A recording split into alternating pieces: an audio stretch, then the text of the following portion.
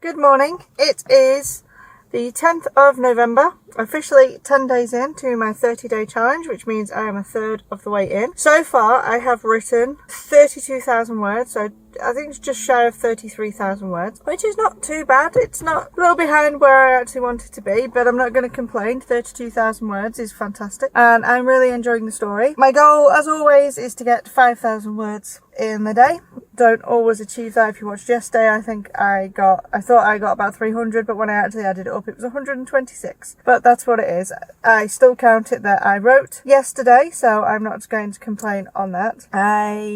I'm going to try and really get the 5,000 words in. I know I've got the afternoon free, so fingers crossed nothing crops up and I should be able to do that. I've still got to write the chapter that I was talking about the day before yesterday on the, I think it was the 5th beat or 6th beat, the break into 2, if you follow Save the Cat, introducing new characters, introducing perhaps a B storyline. So that's today. I know what the chapters are. I always hit this part in a book and it doesn't get any easier. So for clarification, this is book 46 published, will be 46 published books.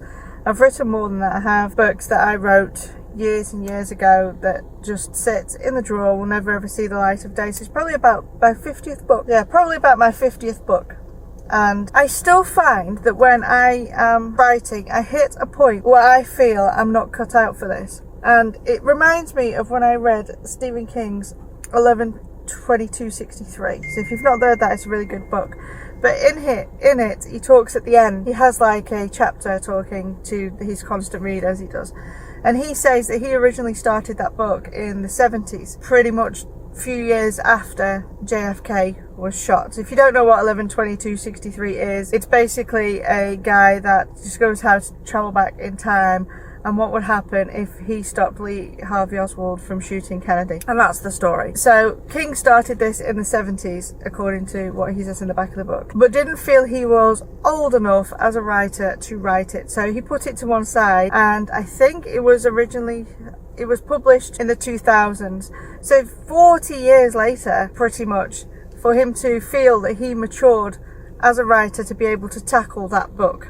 And it is a fantastic book. If you like Stephen King, go and read it. It's amazing. But in a way, it's nice to read. There's someone like Stephen King still, and he says it now, he still sometimes struggles with the words, if you've ever read his own writing book. So it's nice to see that even the likes of Stephen King gets to this point in books where he feels like he's struggling or something hard. But then it's also, well, if even Stephen King's struggling, then how am I supposed to do this? And it gets into this kind of, I don't know, weird imposter syndrome. It always comes along where I think my book's not good enough, everyone's going to hate it, what the heck am I doing? I'm not a writer. And it's like this resistance. I think it's when I'm in the middle of the book, because I'm just breaking into the second act, which is the real meaty part of the book now, and so it is a little bit difficult, and this kind of imposter syndrome rears its head, this negative talk rears its head, and it's really trying to battle those thoughts and feelings and just reminding myself that it doesn't matter. I've done this pretty much 50 times already, and as long as I enjoy the book as I'm writing it, then it's fine. And you know, obviously my writing is what brings the money in, what earns us the wages, what pays the bills and all that, but the books are actually only one source of income. I think I worked it out that I have 11 different income streams paying into my author career, and the books are just one of them. And I think even if the books went to a 0 sales, I'd still have a decent income coming in.